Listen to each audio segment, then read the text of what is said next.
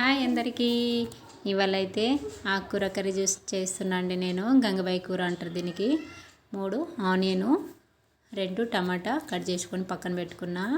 4 రెప్పలు అవి ఎల్లుల్లి వేసుకోవాలి, పైనుంచి దంచి వేసుకోవాలన్నమాట. అల్లం వెల్లిపాయల పేస్ట్ కాకుండా వాళ్ళు ఎల్లుల్లి వేసుకోవాలి. చేసే విధానం చూద్దామండి. ఇప్పుడు ప్యాన్లో 2 స్పూన్ ఆయిల్ వేసుకోవాలి.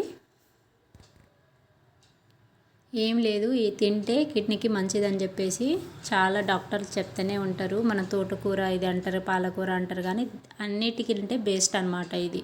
మనము కిడ్నీలో స్టోన్ ఉన్న గిట్ట పోయే అవకాశం ఉంటుందంట దీంతో. ఇది తింటే మంచిది. టేస్ట్ అయితే ఎంత బాగుందంటే అంత బాగుందనమాట.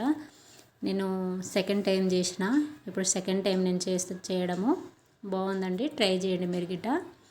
ఆయిల్లో 2 స్పూను పోపు దినుసులు, 1 స్పూన్ జీలకర్ర వేసుకున్న, ఆనియన్ వేసుకొని పసుపు వేసుకుంటున్నా. ఇప్పుడు కొంచెం ఆనియన్ ఫ్రై అవ్వాలి ఆయిల్లోనే. 4 రెప్పలు కరివేపాకు వేసుకుంటున్నా. ఇప్పుడు మంచిగా దూరగా ఫ్రై అయినాక టమాటా వేసుకోవాలండి ఇందులోనే. టేస్ట్ అయితే మీరు తిన్నారనుకో కొంచెం పుల్లగా ఉంటాయి టేస్ట్, కానీ తింటే మీరు అసలు మా సూపర్ ఉంటుంది. మొత్తం చుక్క కూర అంటారు, ఆ టైప్లో ఉంటుంది అనమాట. పుల్లగా టేస్ట్ బాగా వస్తుంది. ఇప్పుడు టమాటా వేసుకుంటున్నా నేను.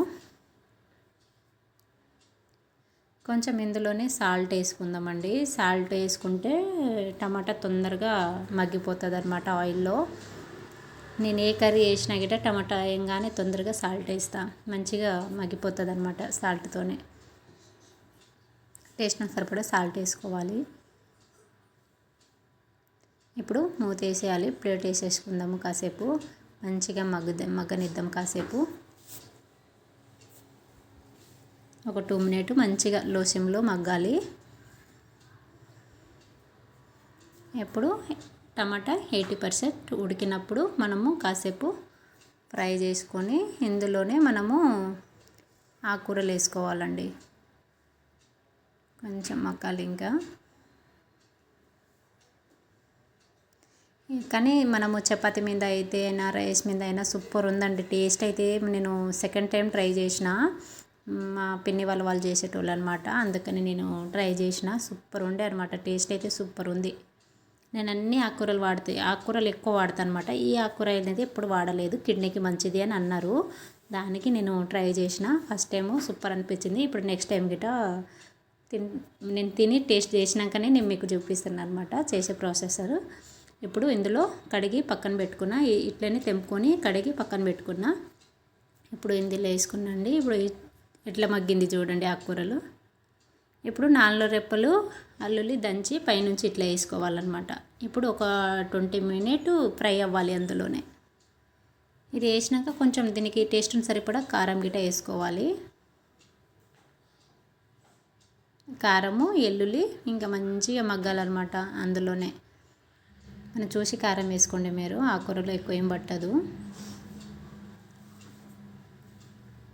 ఇప్పుడు మంచిగా కలుపుకొని కాసేపు మూత వేసేసుకుందాము. మంచిగా ఫ్రై అయిపోతుంది. ఆయిల్ పైకి వచ్చేంత వరకు ఫ్రై చేసినాం అనుకో, ఆ టేస్ట్ అసలు ఎలా ఉంటుందంటే. ఇప్పుడు మూత వేసుకుందామండి పైనుంచి.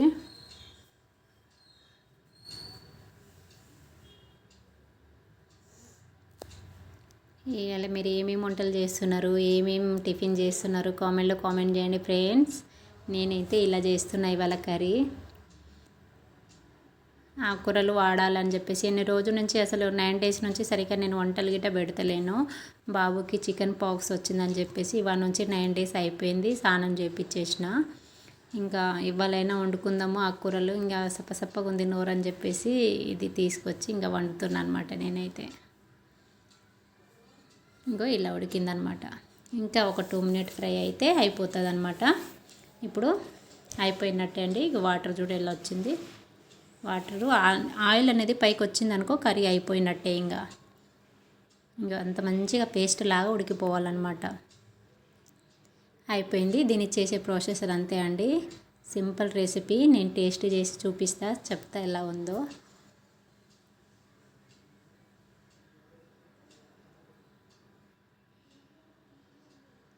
సూపర్ ఉందండి. టేస్ట్ అయితే సూపర్ ఉంది. అసలు ఎట్లా కొంచెం పుల్లగా ఉంది కానీ సూపర్ ఉంది. టేస్ట్ బాగుంది.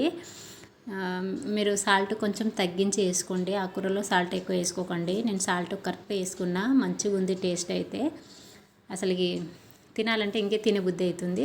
మనం ఊరికే తిన్నా గిట్ట తినబుద్ధి అవుతుంది అనమాట. స్పూన్తో తిన్నా గిట్ట అంత బాగుందనమాట. చేసే ప్రాసెస్ చూశారు కదా, సింపుల్ రెసిపీ. ఆకుకూరలు వాడండి, తినండి.